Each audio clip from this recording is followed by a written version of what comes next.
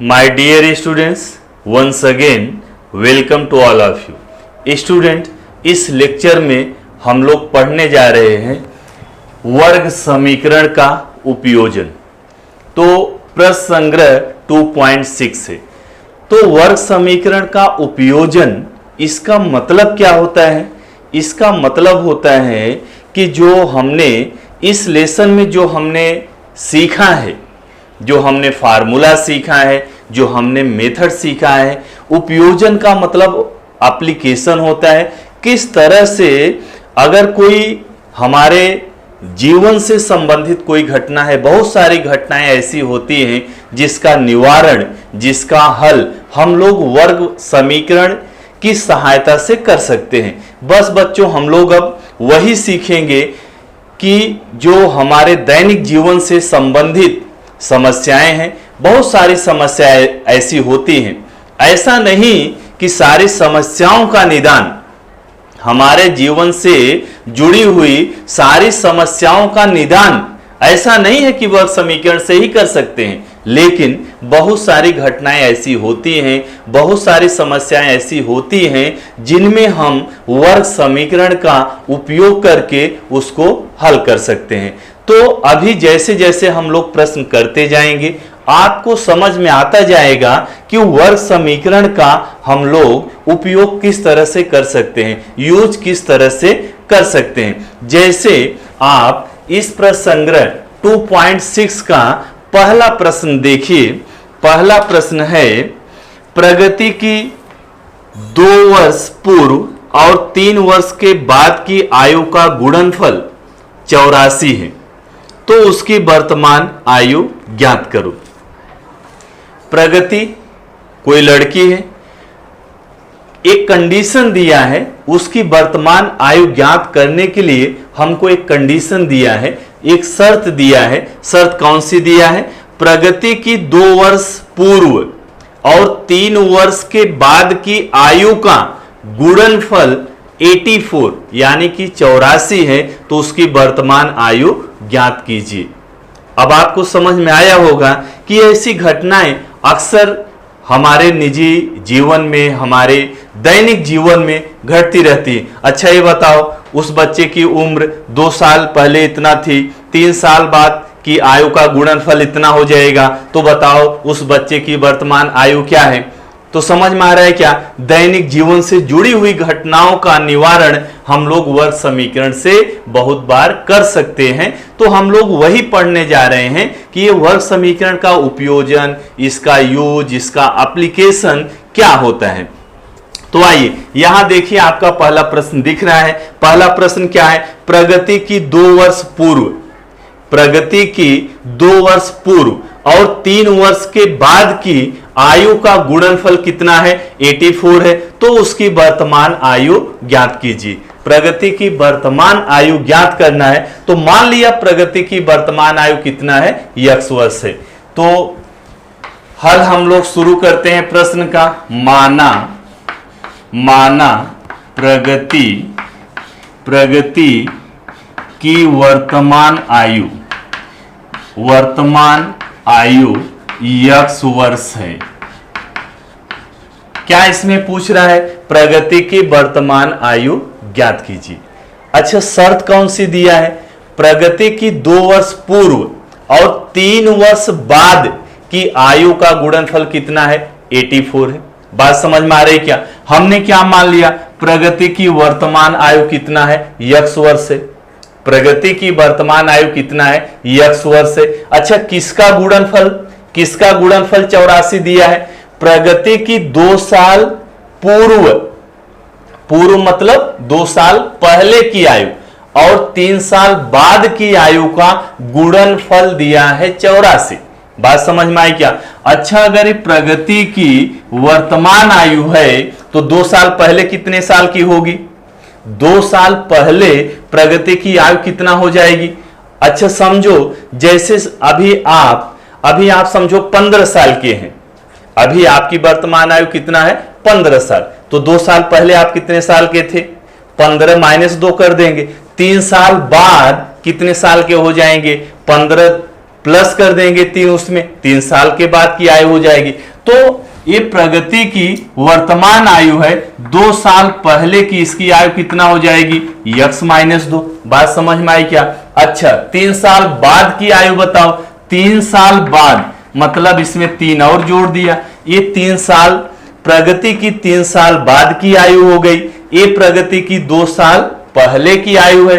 अब शर्त क्या दिया है, इसका गुणनफल मतलब दोनों को गुणा करेंगे, गुणनफल कितना आना चाहिए, 84। अब जब इसको हम हल करेंगे, इसका गुणा करेंगे तो हमको वर्ग समीकरण प्राप्त हो जाएगा। तो समझ में आया क्या, इस घटना का निवारण, इस घटना को हम लोग वर्ग समीकरण का उपयोग करके हल कर सकते हैं। तो बच्चों यही है वर्ग समीकरण का उपयोजन।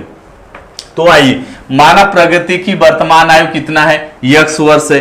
प्रगति की 2 वर्ष पहले की आयु, प्रगति की 2 वर्ष पूर्व की आयु, 2 वर्ष पूर्व की आयु कितना हो जाएगी, x माइनस 2 वर्ष।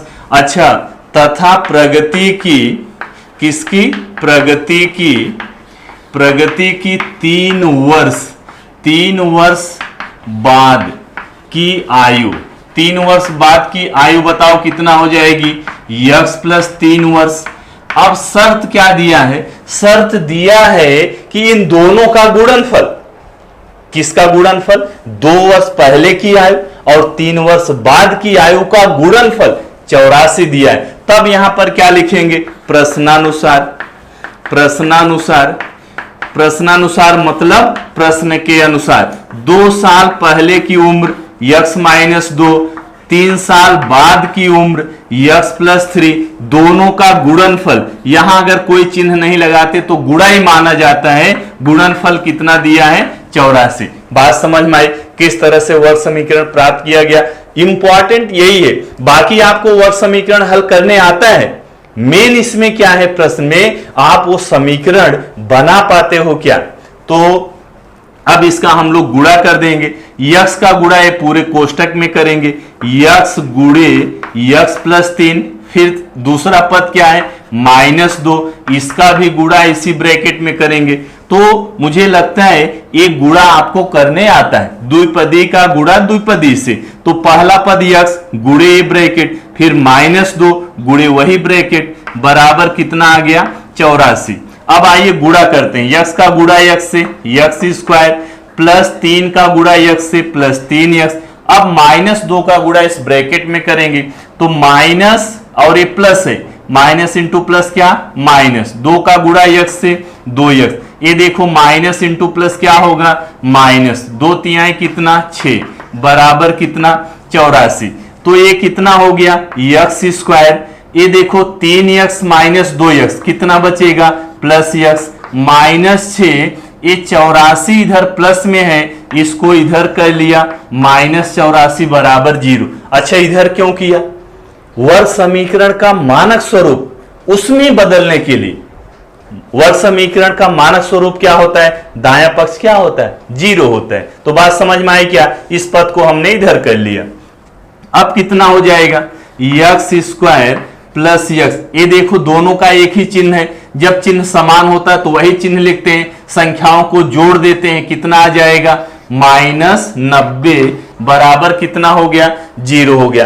तो अब हमको वर्ग समीकरण प्राप्त हो गया, वर्ग समीकरण प्राप्त हो गया। कौन सा वर्ग समीकरण प्राप्त हुआ, x² + x -90 बराबर 0।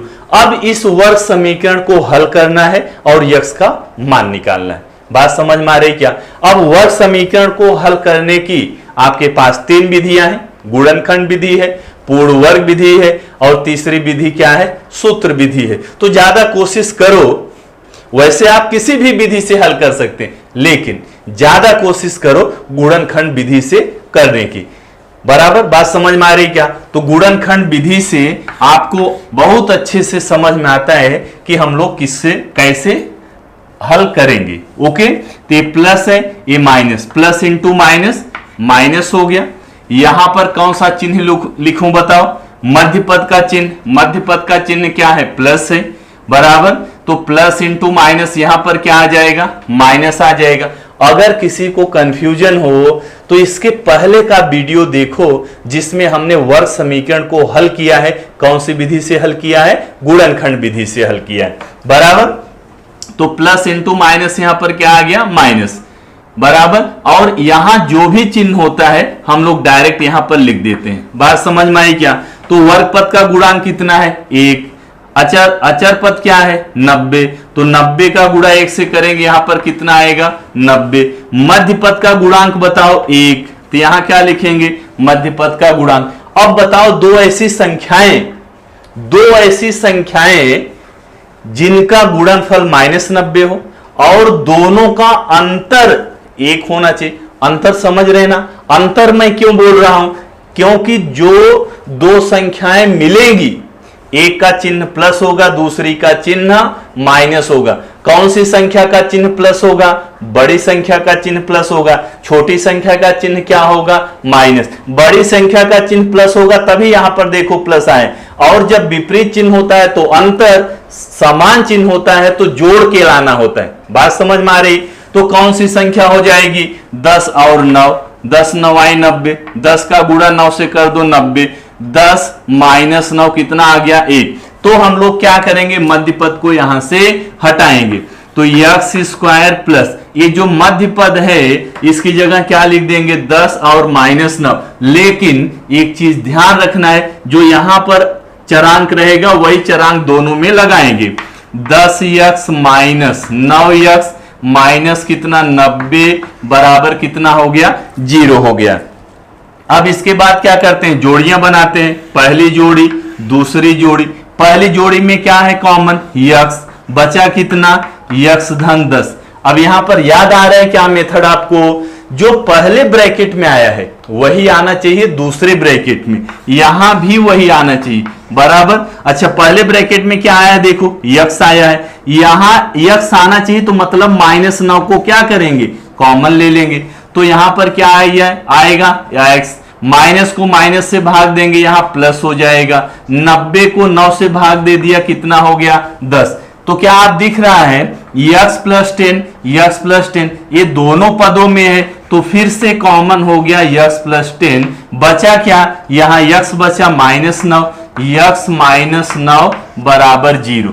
अब इन दोनों गुणनखंडों का गुणनफल 0 है, इन दोनों गुणनखंडों का गुणनफल 0 है। और गुणनफल 0 तभी होता है जब कोई एक गुणनखंड क्या हो, 0 हो।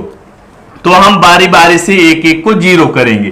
तो यहां लिखेंगे x प्लस 10 बराबर 0 या x -9 बराबर 0। अब इसके बाद मैं यहां लिख रहा हूं x प्लस 10 बराबर 0। तो यहां से x का मान क्या मिल जाएगा, x बराबर -10। बात समझ में आई क्या, प्लस 10 को उधर ले गए, क्या हो गया, -10। या इधर x ये -9 को उधर ले जाएंगे, प्लस हो जाएगा, x बराबर 9। दो मान प्राप्त हुए। और आपको मालूम है वर्ग समीकरण के हमेशा कितने हल होते हैं, 2 हल होते हैं। बात समझ में आ रही क्या। तो x बराबर -10 और x बराबर 9। x क्या है, x क्या माना है हमने, x को क्या माना, यहां देखो माना प्रगति की वर्तमान आयु क्या है, x वर्ष है। तो क्या प्रगति की आयु -10 हो सकती है क्या, आयु उम्र ऋणात्मक नहीं होती, इसके लिए यह मान असंगत है, इसको हम लोग नहीं ले सकते। यह मान नहीं ले सकते तो कौन सा मान लेंगे, x बराबर 9। अब लिखेंगे चूंकि आयु क्या है, ऋणात्मक नहीं होती, आयु ऋणात्मक नहीं होती, आयु ऋणात्मक नहीं होती है, इसलिए x is not equal to -10। बात समझ में आ रही क्या, आयु ऋणात्मक नहीं होती, इसके लिए x का मान -10 नहीं हो सकता। अच्छा -10 नहीं हो सकता तो फिर क्या हो सकता है, इसलिए x बराबर कितना, 9। बात समझ में आ गई क्या, x बराबर 9। अब अंतिम लाइन में उत्तर आप कैसे लिखोगे, आंसर कैसे लिखोगे, अर्थात प्रगति की वर्तमान आयु 9 वर्ष है। बात समझ में आ गई। अगर बात समझ में आ गई तो वीडियो को थोड़ा पॉज कीजिए और इस सॉल्यूशन को लिख डालिए। तो आइए बच्चों देखते हैं दूसरा प्रश्न। देखो यहां पर दूसरा प्रश्न आपका दिख रहा है, आप वीडियो को पॉज करके पहले क्वेश्चन को लिख लो। ओके स्टूडेंट, तो दूसरा प्रश्न है, दो क्रमिक समप्राकृत संख्याओं के वर्गों का योगफल 244 है, वे संख्याएं ज्ञात करो। बात समझ में आई क्या? दो क्रमिक मतलब समझते हैं क्या? क्रम से आने वाली। अच्छा मैं बोलूं कोई दो क्रमिक सम संख्या बताओ, कोई भी दो क्रमिक सम संख्या बताओ। तो एक आप ले लिया 2 4 क्रमिक है। अरे पहली सम संख्या 2, इसके बाद तो 4 ही आता है ना। दोनों संख्याएं क्या है? क्रमिक, क्रम से आ रहे हैं, क्रमिक सम संख्या इसको बोलते हैं। जैसे ले लिया 4 और इधर ले लूं 10, दोनों संख्याएं तो सम संख्या है, दोनों संख्याएं सम संख्या है, लेकिन क्रमिक नहीं है, क्योंकि 4 के बाद 6 आएगा, 6 के बाद 8 आएगा, फिर 8 के बाद क्या आएगा? 10। ऐसा ले सकते हैं, 10 ले लिया 12 ले लिया, दोनों क्रमिक सम संख्या है। या 10 ले लिया, इसके पहले 8 ले लिया, 8 और 10 ले लिया। तो बात समझ में आई क्या? क्रमिक सम प्राकृतिक संख्या, क्रमिक सम। अच्छा सम संख्याएं क्या होती हैं? ऐसी संख्याएं जो 2 से पूर्णतया विभाजित होती हैं, उन संख्याओं को हम लोग बोलते हैं सम संख्याएं। बात समझ में आई क्या? तो इसमें क्या दिया, प्रश्न में क्या दिया?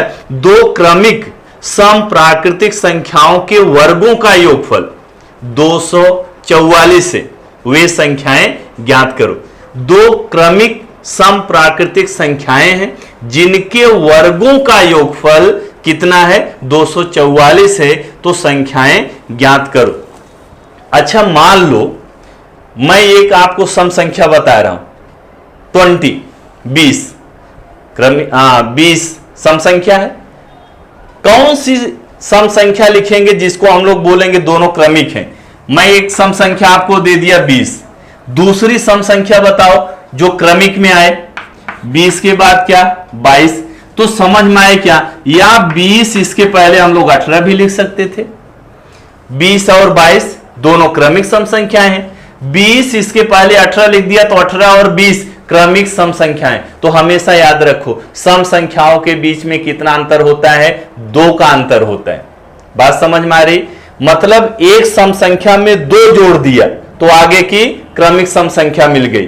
बात समझ में आई? तो अच्छा अगर मैं मान लूं एक क्रमिक सम संख्या x है, एक क्रमिक सम संख्या x है, तो दूसरी क्रमिक सम संख्या बता। मान लिया एक सम संख्या x है, तो इसकी क्रमिक मतलब क्रम से आने वाली दूसरी सम संख्या कौन सी हम लोग ले सकते हैं? क्रमिक सम संख्या कैसे प्राप्त करते हैं? 2 जोड़कर। क्यों? सम संख्याओं के बीच का अंतर कितना होता है? 2 होता है। तो इसमें अगर 2 जोड़ देंगे तो x प्लस 2, मतलब x और x प्लस 2 ये दोनों क्रमिक सम संख्या हो जाएंगी। या आप इसके पहले का ले सकते हैं x माइनस 2 घटाकर। जैसे देखो 20 है, 20 में 2 घटा दिया, इसके पहले की क्रमिक सम संख्या मिल गई। अगर 2 जोड़ देंगे तो आगे की क्रमिक सम संख्या मिल जाएगी। बात समझ में आई क्या? तो चलो यहां पर माना दो क्रमिक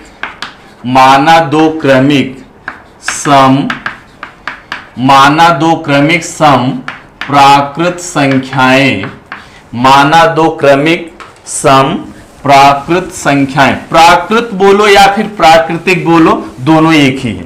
बात समझ में आई क्या? टेक्स्ट बुक में अक्सर यही लिखा रहता है प्राकृत, या इसको हम लोग प्राकृतिक बोल सकते हैं, दोनों का मतलब एक ही है। तो माना 2 क्रमिक सम प्राकृतिक संख्याएं, एक को मान लिया x तथा दूसरी को क्या मान लो? x plus 2। बात समझ में आई क्या? माना 2 क्रमिक सम प्राकृतिक संख्याएं x और क्या? x प्लस 2 है। वो प्लस 2 क्यों लगाया? समझ में आ रहा है? क्योंकि सम संख्याओं के बीच का अंतर कितना होता है? 2 होता है। जब हम एक सम संख्या में 2 जोड़ेंगे उसके आगे वाली सम संख्या मिल जाएगी। बात समझ में आ गई? तो चलिए अब प्रश्न क्या दिया है, ये तो दोनों प्राकृतिक सम संख्याएं हो गई, क्रम से आने वाली। अब इसमें शर्त दिया है दो क्रमिक प्राकृतिक संख्याओं के वर्गों का योगफल। किसका? वर्गों का योगफल। पहले वर्ग करेंगे फिर दोनों का योगफल, और योगफल दिया है कितना? 244। तो लिखेंगे प्रश्नानुसार। क्या लिखेंगे? प्रश्नानुसार। प्रश्नानुसार इनके वर्गों का योगफल, वर्गों, पहली संख्या क्या माना है? यक्स, इसका वर्ग कितना हो गया? X square. दूसरी संख्या माना है यक्स प्लस 2, इसका वर्ग हो गया। वर्गों का योगफल, बात समझ में आई क्या? वर्गों का योगफल कितना है? 244 बन गया, वर्ग समीकरण बना। इसको और सरल हम लोग करेंगे, यक्स स्क्वायर प्लस, ये ध्यान से देखो, ये सूत्र है। कौन सा सूत्र है? ए प्लस बी का होल स्क्वायर, है कि नहीं है? एकदम ऐसे ही है।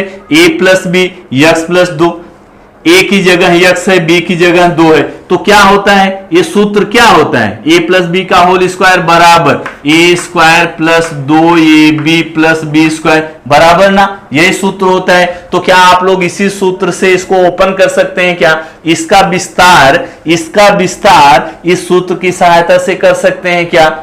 बराबर।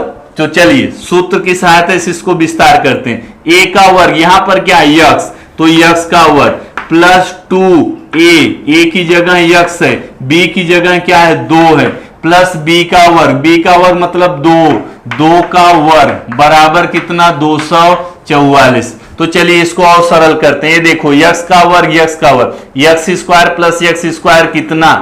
2x square. जोड़ दिया। अरे जोड़ सकते हैं भाई, सजाती पद है, सजाती पदों को हम लोग जोड़ सकते हैं, घटा सकते हैं। तो सजाती पद समझ में आता है क्या? चरांक वही होना चाहिए और उसका घात समान होना चाहिए। तो देखो दोनों का चरांक यक्स है, इसका भी घात 2, इसका भी घात 2, तो दोनों सजाती पद हैं। जोड़ दिया, 2x स्क्वायर प्लस यहां देखो 2 दूनी 4x, कितना? 4x प्लस 2 का वर्ग कितना? 4। ये 244 दाएं पक्ष में है, इसको बाएं पक्ष में कर लो, माइनस 244 बराबर कितना हो गया? 0 हो गया।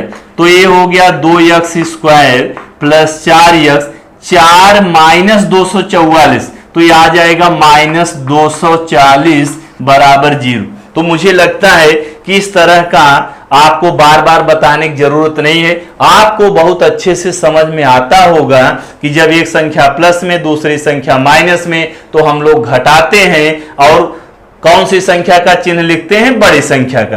तो अच्छा यहां पर देखिए, ये 2 है, ये 4 है, ये 240 है, तो सारे इसमें जो गुणांक हैं 2 से विभाजित हो जाएंगे। 2 से विभाजित कर देंगे तो हमारा वर्ग समीकरण थोड़ा छोटा हो जाएगा। तो इस समीकरण को 2 से भाग देने पर, इस समीकरण को किससे? 2 से भाग देने पर। चलिए इस समीकरण को 2 से भाग दे दिया। पहला पद क्या है? 2x स्क्वायर है। पहला पद क्या है? 2x square. जब 2 से भाग देंगे 2 2 कट जाएगा, कितना आएगा बताओ? x square. अच्छा ये पद, दूसरा पद क्या है? 4x, 2 से भाग देंगे 2 दूनी 4, यहां पर कितना आ जाएगा? 2x माइनस कितना? 244, सॉरी कितना है? 240। 240 को 2 से भाग देंगे, 2 1 के 2, 2 दूनी 4, यहां 0, 120 आ जाएगा। तो चलिए यहां 120 बराबर 0 आ गया। अब आपका वर्ग समीकरण मानक स्वरूप में तैयार हो गया। अब इसको हल करेंगे। अब आपकी मर्जी, आप कैसे भी हल करो। कैसे भी हल करने का मतलब आपके पास जो 3 विधियां हैं उसमें से कोई इसमें अप्लाई कर सकते हैं। तो चलिए गुणनखंड विधि से ही करेंगे। तो ये प्लस है, माइनस, प्लस इंटू माइनस क्या होता है? माइनस, बराबर कौन सा चिन्ह लिखेंगे? मध्य पद का। मध्य पद क्या है? प्लस है। अब प्लस इंटू माइनस, यहां माइनस, प्लस यहां ये वाला साइन डायरेक्ट यहां पर आता है। ये देखो 120, इसका गुणांक 1 है, 120 1 के कितना हो गया? 120। मध्य पद में संख्या क्या है? 2 है, 2 है। अब जो 2 संख्याएं आपको मिलेंगी, दो संख्याएं जो आपको मिलेगी, एक संख्या प्लस में, दूसरी संख्या माइनस में। कौन सी संख्या प्लस में? बड़ी संख्या प्लस में, छोटी संख्या किस में? माइनस में। दोनों का अंतर, विपरीत चिन्ह है ना, तो अंतर, दोनों का अंतर कितना आना चाहिए? 2 आना चाहिए। और दोनों का गुणनफल कितना आना चाहिए? 120। तो संख्याएं, मैंने संख्याएं सोच लिया, मुझे समझ में आ गया संख्याएं। अगर आपको नहीं समझ में आ रहा है कि कौन कौन सी संख्या होगी, तो मैंने विधि बताया है। क्या, कौन सी विधि बताया है? अभाज्य गुणनखंड करने की। बात समझ में आई क्या? तो दो संख्याएं कौन कौन सी? एक संख्या 12, दूसरी संख्या 10। ये यहां से देख लेने का कि कंडीशन, जो शर्त है वो बराबर संतुष्ट हो रहा है क्या? प्लस इंटू माइनस, माइनस 12 दाम में कितना? 120। और 12 और 10 का अंतर कितना होता है? 2। मतलब दोनों शर्त यहां से संतुष्ट हो रही है। अतः हमारी संख्याएं क्या हो गई? एक संख्या 12, दूसरी संख्या -10। तो आइए मध्य पद को हटाते हैं। एक्स स्क्वायर प्लस क्या लिखूं? 12। चरांक यक्स है ना, इन दोनों संख्याओं में वही चरांक लगाना है। माइनस दूसरी संख्या 10 यक्स माइनस 120 बराबर कितना? 0। तो चलिए अब इसके बाद क्या करते हैं? जोड़ियां बनाते हैं। पहली जोड़ी हो गई, दूसरी जोड़ी हो गई। पहली जोड़ी में क्या कॉमन दिख रहा है? यक्स। तो बचा क्या? यक्स धन 12।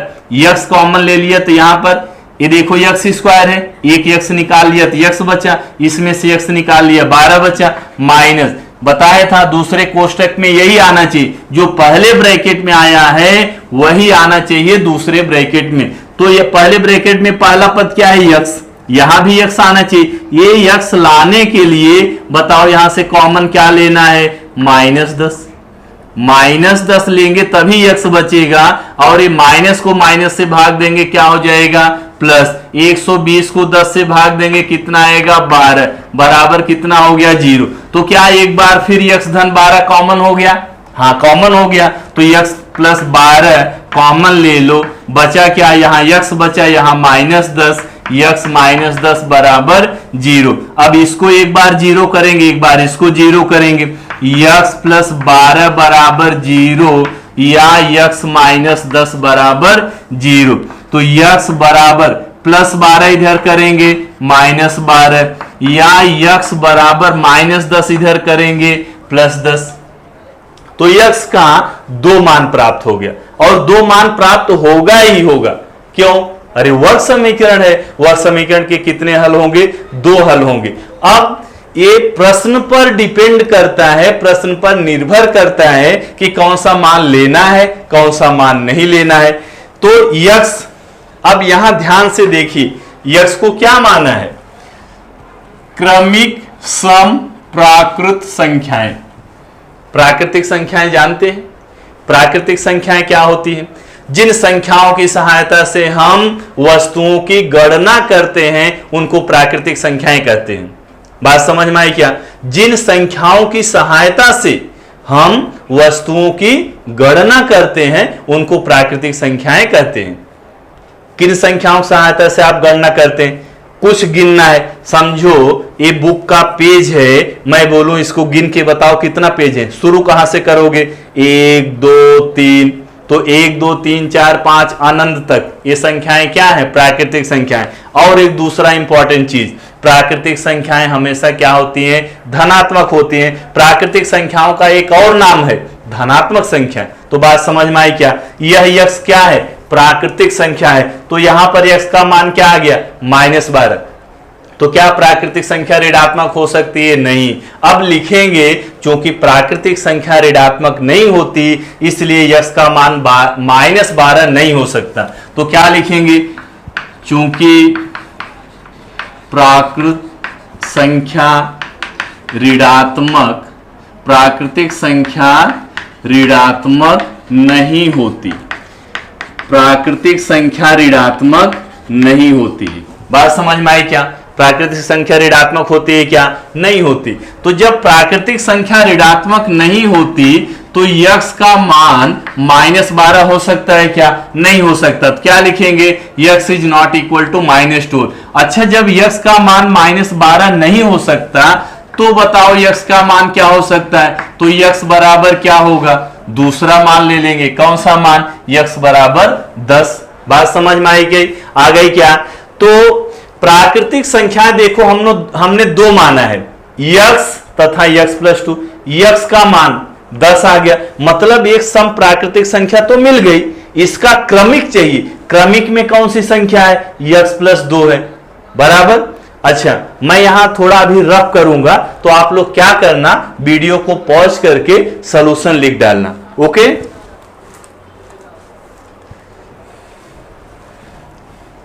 चलिए यहां मैं रफ कर दे रहा हूं।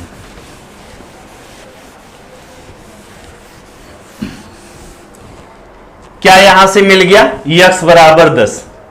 अब ध्यान से देखो, जो हमने माना है, माना दो क्रमिक सम प्राकृतिक संख्याएं यक्स तथा यक्स प्लस 2, और दोनों ही क्रमिक सम प्राकृतिक संख्याएं निकालना है, एक नहीं दोनों निकालना है, और दोनों क्रमिक सम प्राकृतिक संख्या होनी चाहिए। एक तो मिल गया, मतलब ए यक्स का मान हमको मिल गया, क्या नहीं मिला? X plus 2। तो इसके नीचे ही आप लिखेंगे, इसके नीचे लिखेंगे, क्या लिखेंगे?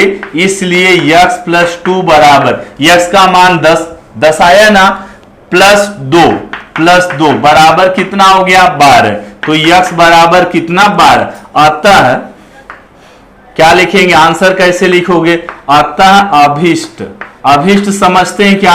अभिष्ट मतलब रिक्वायर्ड, जो हमको चाहिए। अतः अभिष्ट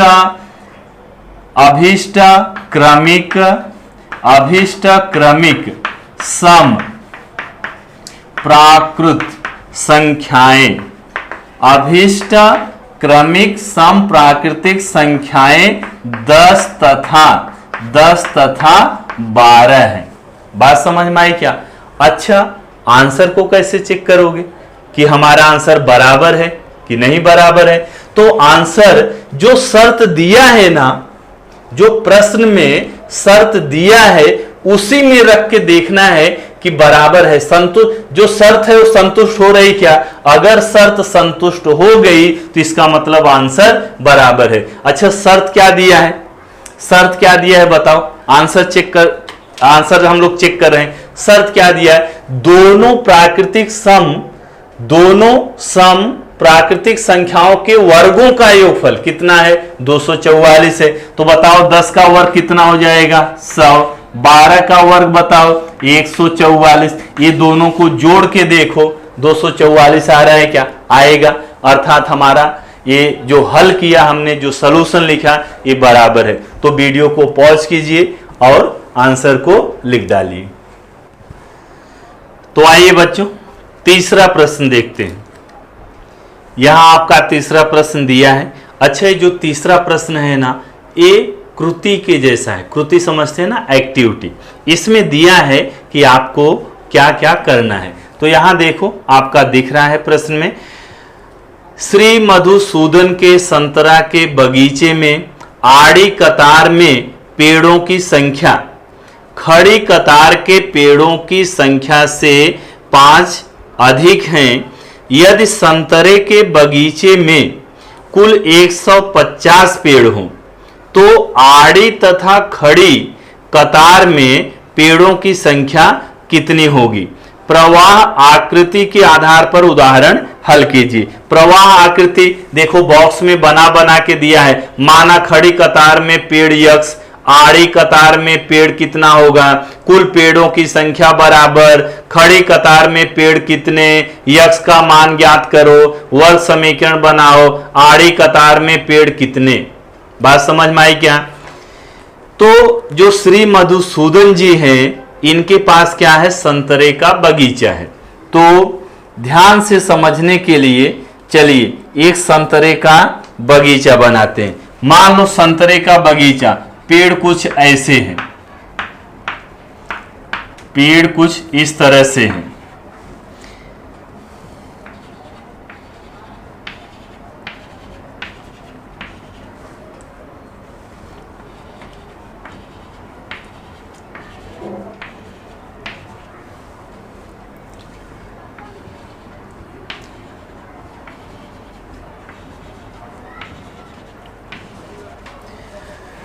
तो मान लेते हैं बच्चों, ये जो श्री मधुसूदन जी हैं, उनके संतरे का एक बगीचा है, बराबर।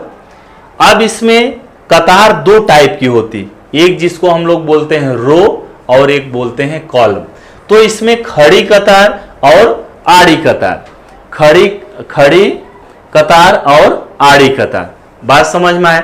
आड़ी कतार और खड़ी कतार, ये देखो, ये जो ऐसे जो कतार है इसको क्या बोलते हैं? आड़ी कतार। कौन सी? आड़ी कतार। इंग्लिश में बोलेंगे तो इसको ये रो हो गया, समझ में आ गया? और खड़ी कतार, ये खड़ी कतार हो गई, ऐसे ऐसे खड़ी कतार हो गई, इसको क्या बोलेंगे? खड़ी कतार। बराबर, इतना बात समझ में आई क्या? माना खड़ी कतार में पेड़ यक्ष, खड़ी कतार में कितना पेड़ है? यक्ष है। अच्छा, जो इसमें यक्ष दिया है, माना खड़ी कतार में पेड़ कितने हैं? संतरे के पेड़ यक्ष हैं। अच्छा, मान लो ये जो प्रवाह आकृति बनाया है, प्रवाह आकृति नहीं बनाया होता तो भी हम मान लेते, माना बगीचे के खड़ी कतार में यक्ष पेड़ है। तो आइए यहां लिखते हैं, फिर उसको समझेंगे। माना खड़ी कतार में यक्ष पेड़ है। कितने पेड़ हैं? यक्ष। तो खड़ी कतार ये वाला समझ रहे हैं ना, कितने पेड़ हैं? यक्ष पेड़ है। अच्छा, आड़ी कतार में श्री मधुसूदन के संतरे के बगीचे में आड़ी कतार में पेड़ों की संख्या, किसमें? आड़ी कतार में पेड़ों की संख्या खड़ी कतार के पेड़ों की संख्या से 5 अधिक है। खड़ी कतार में पेड़ों की संख्या से 5 अधिक है। अच्छा, खड़ी कतार में अगर यक्ष पेड़ है तो आड़ी कतार में 5 अधिक है, यक्ष प्लस कितना हो जाएगा? 5। इसलिए खड़ी कतार में पेड़ों की संख्या कितना हो जाएगी? यक्ष धन 5। बात समझ में आ गई? ये बात समझ में आ गई? कुल कितने पेड़ हैं? कुल पेड़ों की संख्या कितनी है? 150। अच्छा, जितने खड़ी कतार में हैं और जितने आड़ी कतार में हैं, अगर वो दोनों का गुणा कर देंगे तो पेड़ों की संख्या आ जाएगी। बात समझ में आ रही क्या? तो चूंकि कुल पेड़ों की संख्या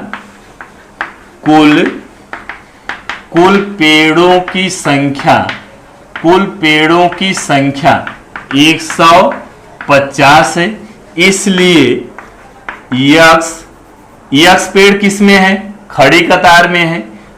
यक्ष पेड़ किसमें? खड़ी कतार में। और आड़ी कतार में कितने हैं? यक्ष धन 5 हैं। तो दोनों का गुणा कर देंगे, यक्ष गुणे यक्ष धन 5 बराबर कितना? 150।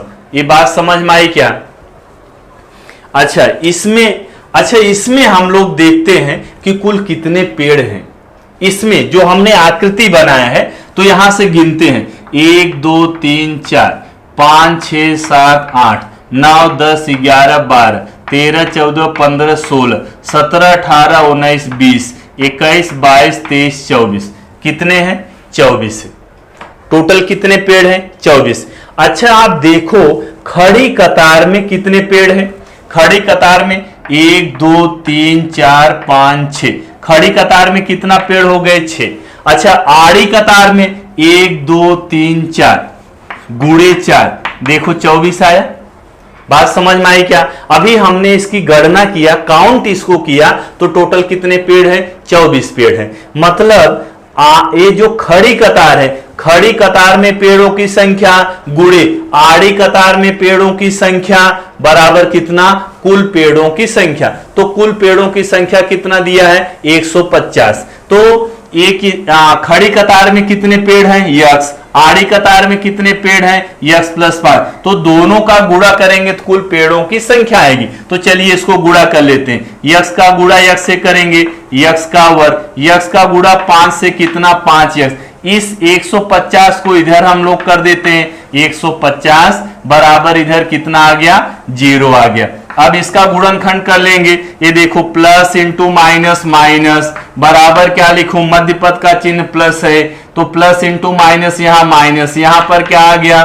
प्लस आ गया 150, इसका गुणांक कितना 1, 150 का गुणा 1 से कितना 150, मध्य पद कितना 5। अब दो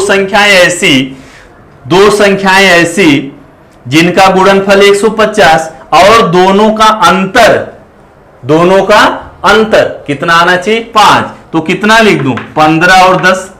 ये मैं देखो बहुत जल्दी आपको बता रहा हूं, क्यों? क्योंकि हमने गुणनखंड विधि इसके पहले वीडियो लेक्चर में बहुत अच्छे से एक्सप्लेन किया है और मुझे भरोसा है कि आपको बहुत अच्छे से समझ में आया होगा। तो यहां पर संख्याएं क्या हो गई 15 और -10। तो आइए इसको जब आप संख्या लिखो तो एक बार चेक कर लेने का दोनों शर्त संतुष्ट हो रही क्या। 15 प्लस इंटू माइनस 15 दाम में 150, 15 और 10 का अंतर कितना 5। बात समझ में आया? दोनों शर्त क्या हो रही संतुष्ट हो रही, अतः ये संख्याएं क्या है सही है।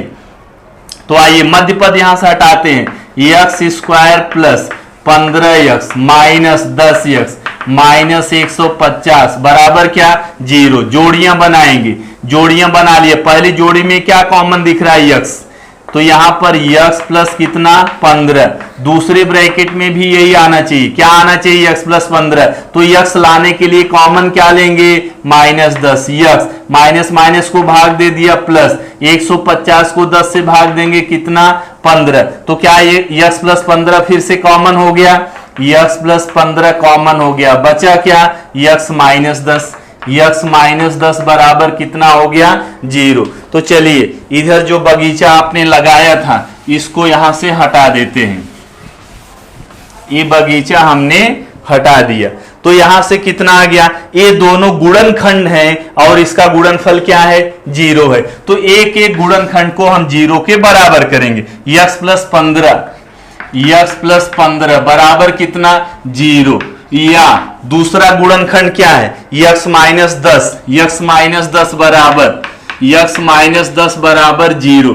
तो x बराबर यहां से 1 प्लस 15 इधर ले जाएंगे तो क्या हो जाएगा -15, यहां से x माइनस 10 को इधर ले जाएंगे +10।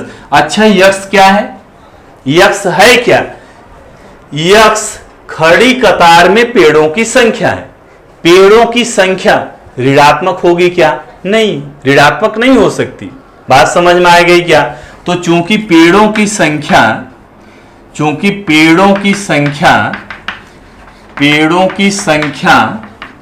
ऋणात्मक नहीं हो सकती है, इसलिए x is not equal to -15। तो x का मान -15 नहीं हो सकता।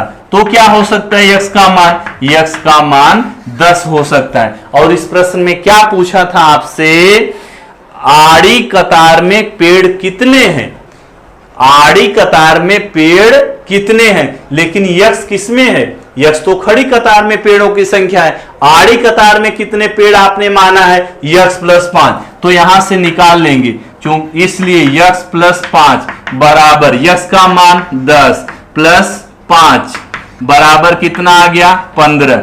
x प्लस 5 का मान कितना 15, x प्लस 5 का मान 15 और x प्लस 5 क्या है, खड़ी कतार में पेड़ों की संख्या, खड़ी कतार में पेड़ों की संख्या। तो अच्छा दोनों पूछा है, खड़ी कतार में पेड़ कितने और आड़ी कतार में पेड़ कितने। तो x किसका है, x तो खड़ी कतार में, तो लिखेंगे लास्ट लाइन में आंसर लिखेंगे, इसलिए खड़ी कतार में 10 पेड़ हैं तथा आड़ी कतार में 15 पेड़ हैं। बात समझ में आई। अब ये हल जो है इसको आप नोट कर डालिए। चौथा प्रश्न देखो यहां पर दिख रहा है, विवेक, कौन विवेक किशोर से 5 वर्ष बड़ा है, इनके गुणात्मक प्रतिलोम का गुणनफल 1/6 हो तो उनकी वर्तमान आयु ज्ञात करो। यहां पर 2 बच्चे हैं, एक विवेक दूसरा कौन किशोर, एक विवेक दूसरा किशोर। अब जो शर्त दिया है ना उसको अच्छे से समझना। विवेक किशोर से 5 वर्ष बड़ा है, विवेक किशोर से 5 वर्ष बड़ा है। बड़ा कौन है? विवेक की किशोर? विवेक बड़ा है। विवेक क्या है? बड़ा है। बात समझ में आई? विवेक बड़ा है। किससे बड़ा है? किशोर से। कितना बड़ा है? 5 साल बड़ा है। अच्छा, किशोर की उम्र मान लिया x वर्ष है, माना किशोर की वर्तमान आयु x वर्ष है, तो विवेक तो बड़ा है। कितना बड़ा है? 5 वर्ष। तो विवेक की आयु कितना हो जाएगी? x प्लस 5 वर्ष। बात समझ में आई क्या? विवेक किशोर से 5 वर्ष बड़ा है, और यदि किशोर की आयु x वर्ष है तो इसकी इससे 5 ज्यादा होनी चाहिए, 5 ज्यादा होनी चाहिए, तो x धन 5 हो जाएगा। अच्छा, अगर हम लोग विवेक की आयु मान लेते x वर्ष, तो किशोर तो छोटा होगा ना। विवेक 5 साल बड़ा है, तो इसका मतलब किशोर 5 साल छोटा है, तो किशोर की उम्र कितना हो जाती? x माइनस 5 हो जाती। तो आप दोनों मान सकते हैं, चाहे आप किशोर की वर्तमान आयु मान लो, चाहे विवेक की वर्तमान आयु मान लो। तो हम लोग किसका मान ले रहे हैं? किशोर का।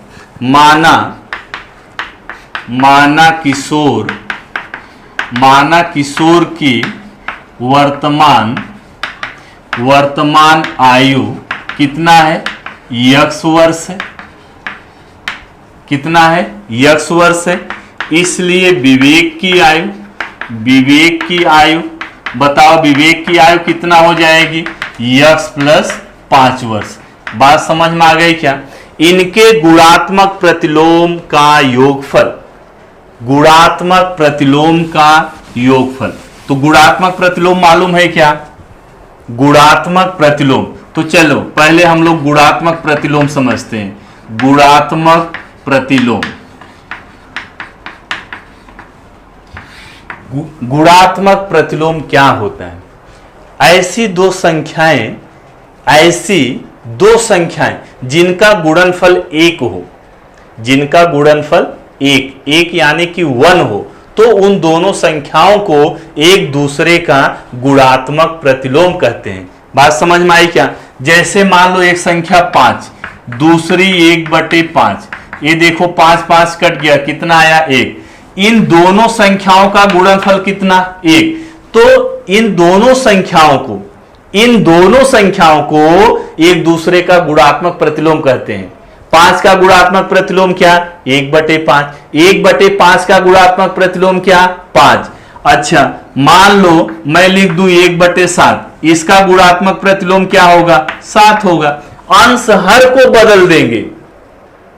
किसी संख्या का गुणात्मक प्रतिलोम कैसे प्राप्त करेंगे? उसके अंश और हर को बदलने से गुणात्मक प्रतिलोम मिल जाता है। जैसे मान लो 1/7 है, तो इसको क्या लिखेंगे? अंश हर बदलेंगे 7/1। 7/1 मतलब क्या होता है? 7। तो 1/7 का गुणात्मक प्रतिलोम क्या? 7। देखो गुणा करेंगे तो 7 7 से कट गया, 1 आ गया। बात समझ में आई क्या? गुणात्मक प्रतिलोम निकालना है क्या? यहां पर इन दोनों के गुणात्मक प्रतिलोमों का योगफल कितना है? 1/6 है। अच्छा, अगर मान लो हमारे पास x है, इसका गुणात्मक प्रतिलोम क्या हो जाएगा? अरे x मतलब x/1, इसका गुणात्मक प्रतिलोम अंश हर को चेंज कर दिया, 1/x। बात समझ में आई क्या? अच्छा, यहां पर दूसरा क्या है? x धन 5 है। x धन 5 मतलब क्या? x धन 5/1, इसका गुणात्मक प्रतिलोम क्या हो जाएगा? 1/x धन 5। तो इन गुणात्मक प्रतिलोम का योगफल दिया 1/6। अब लिखेंगे प्रश्नानुसार। क्या लिखेंगे? प्रश्नानुसार किसका योगफल? गुणात्मक प्रतिलोम का, इनके गुणात्मक प्रतिलोम का योगफल, इनके गुणात्मक प्रतिलोम का। एक इसका किशोर की वर्तमान आयु x है, इसका गुणात्मक प्रतिलोम बताओ 1/x, इसका बताओ 1/x धन 5। तो दोनों का योगफल कितना दिया है? 1/6 दिया है। बात समझ में आई क्या? तो अब ये दोनों भिन्नों का योगफल हो गया। हर बराबर है क्या? नहीं बराबर है। और जब तक आप हर बराबर नहीं करोगे तब तक आप भिन्न को न तो जोड़ सकते हैं और न तो घटा सकते हैं। तो भिन्न का जो हर भिन्न का हर बराबर होना चाहिए। बराबर है क्या? नहीं है। बराबर कैसे करेंगे? दो मेथड है, एक तो तिर्यक गुणा करके और दूसरा लसा भी निकाल के। तो चलो हम लोग तिर्यक गुणा करेंगे। यक्स प्लस 5 का गुणा 1 से कितना आ जाएगा? यक्स प्लस 5 प्लस यक्स का गुणा 1 से यक्स बटे क्या करते हैं? हरों का गुणनफल, ये दोनों का गुणनफल यहां लिखेंगे, यक्स गुणे यक्स धन 5 बराबर कितना? 1/6। यहां तक बात समझ में आई। अब इसका अंश जरा देखिए, यक्स धन यक्स कितना हो जाएगा? 2x धन कितना? 5 बटे क्या? यक्स का गुणा इसमें कर दो, यक्स का यक्स से गुणा कितना? यक्स स्क्वायर, यक्स का गुणा 5 में 5x बराबर कितना? 1/6। अब तिर्यक गुणा कर दूं, तिर्यक गुणा कर दूं यहां पर। तो चलिए यहां हम लोग क्या करेंगे? तिर्यक गुणा कर देंगे। तो चलो यहां तिर्यक गुणा करते हैं। यक्स स्क्वायर धन 5x का गुणा 1 से, इसका इसके हर का गुणा इसके अंश से, इसको ही बोलते हैं ना तिर्यक गुणा। यक्स स्क्वायर धन 5x गुणे 1, तो वही आ जाएगा, 1 से गुणा करेंगे, यक्स स्क्वायर धन 5x बराबर 6 का गुणा इसके अंश से, इसके अंश में गुणा करो जरा, 6 दूनी 12x, 6 दूनी 12x प्लस 6 पंचे कितना? 30 प्लस कितना हो गया? 30। तो ये हो गया यक्स स्क्वायर धन 5x, इसको इधर कर लिया -12x, इसको भी इधर लाएंगे -30 बराबर 0। सबको बाईं ओर कर लिया। क्यों?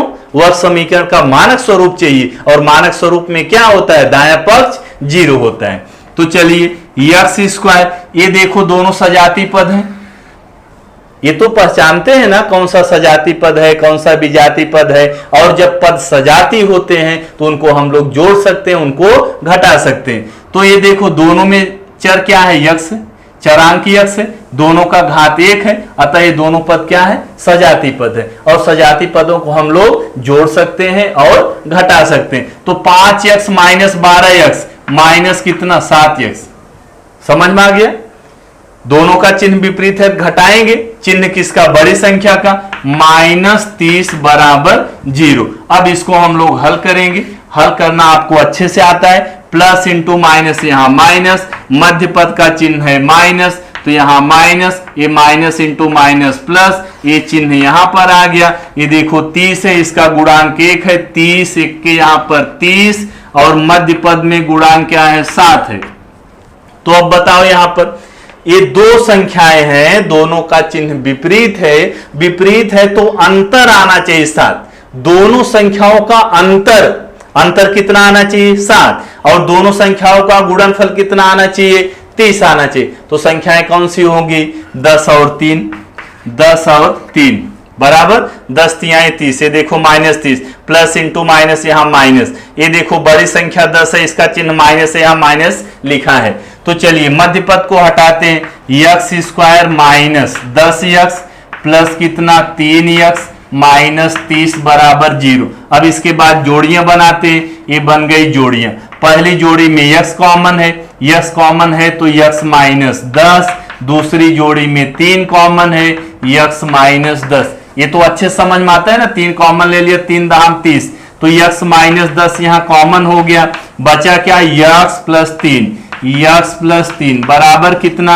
0। अब एक बार इसको 0 करेंगे, एक बार इसको 0 करेंगे। तो वीडियो को थोड़ा पॉज करके आप इधर लिख लो, मैं यहां से कंटिन्यू करूंगा।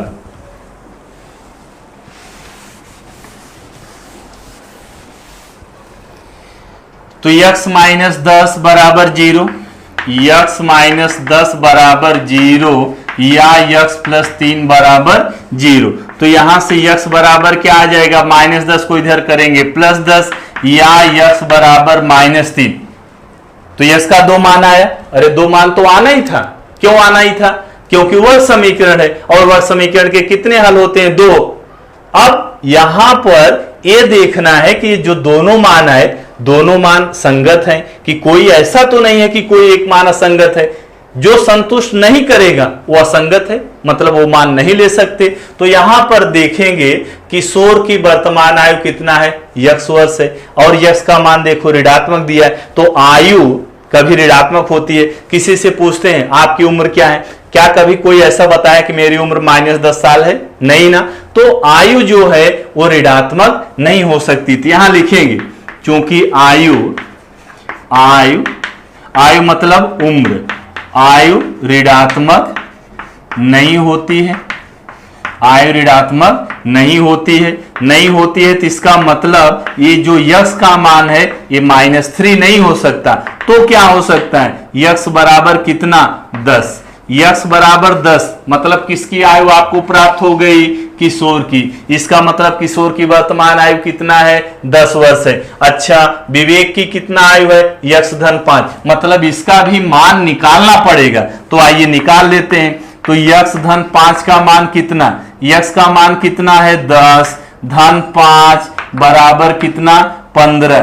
तो यक्स धन 5 बराबर कितना आ गया 15 आ गया। तो फाइनल आंसर कैसे लिखोगे, अतः किशोर की वर्तमान आयु 10 वर्ष तथा विवेक की वर्तमान आयु 5 वर्ष है। बात समझ में आई क्या?